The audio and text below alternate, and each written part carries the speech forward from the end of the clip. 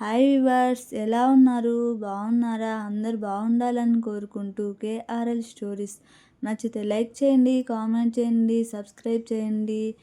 ఈరోజు కథ ఏం జరగబోతుందో చూద్దాం. తన రూమ్లో నుంచి బ్యాగ్ పట్టుకొని బయటకు వచ్చింది ఆరాధ్య. నవంబర్ కూడా అయిపోవస్తుంది. 3 నెలల క్రితమే ఉద్యోగం మానేస్తానంది కదా. నీ కూతురు ఎక్కడికి వెళ్తుందో అన్నాడు శేఖర్ సోఫాలో కూర్చొని కాఫీ తాగుతూ.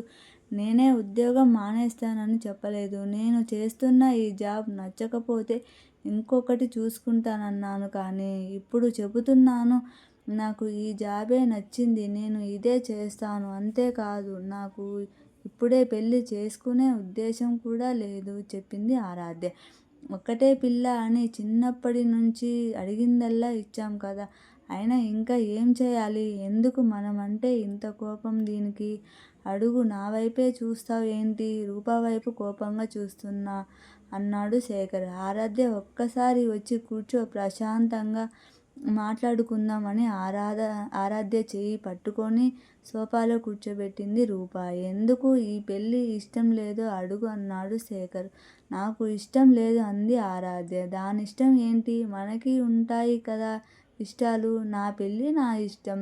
నీ ఇష్టం ఏంటి? నీ ఇష్టం డాడీ చెబుతున్నాడు కదా, వినవేంటి? అమ్మాయి, ఇప్పుడేంటి నీ సమస్య? డాడీ చెప్తున్నా వినలేదనా? లేక నువ్వు ఇప్పుడే పెళ్ళి చేసుకోవడం ఇష్టం లేదంటున్నా?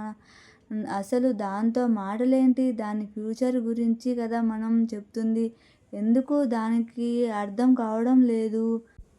ఈరోజు ఏదో ఒకటి తేలాలి. అప్పటి వరకు అది ఇంట్లో నుంచి బయటకు వెళ్ళడానికి వీల్లేదు.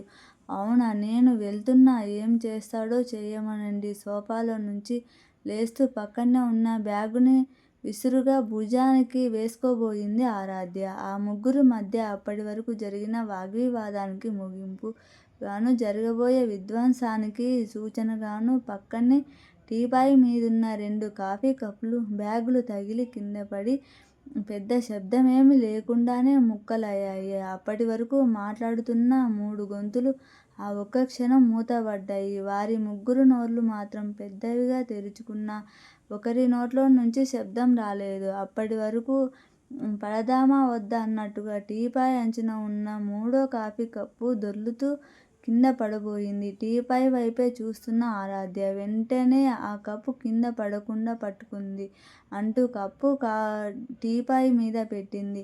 గొడవ అసలేం అనుకుంటుంది ఇది?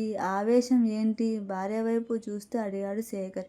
నాన్న, ఇక్కడ జరిగింది తప్పే. నేనే చూసుకోకుండా కప్పులు పగలగొట్టాను. కానీ కావాలని చెయ్యలేదు. నువ్వు కూడా చూశావు కదా. అయినా ఏమైనా అడగాలంటే నన్ను డైరెక్టుగా అడగొచ్చు కదా. మధ్యలో అమ్మని ఎందుకు తెస్తారు? బాగా బ్యాగ్ కింద పెట్టి కప్పులు ముక్కల్ని ఏరడానికి వంగుతూ ఉంది ఆరాధ్య. అప్పటి వరకు భర్త వైపు, కూతురు వైపు టెన్నిస్ మ్యాచ్ చూస్తున్న దానిలా చూస్తున్న రూప కూడా కిందకు వంగి పగిలిన పింగాణి ముక్కల్ని ఏరుతోంది. నేను దాంతో మాట్లాడడం అని ఎన్ని రోజులుగా చెప్తున్నా. అయినా మళ్ళీ నాతో మాట్లాడడానికి సిగ్గు లేదా? వచ్చి భార్య పక్కన నిల్చున్నాడు శేఖర్. ఈ తరువాయి భాగం ఏం జరగబోతుందో రేపు చూద్దాం.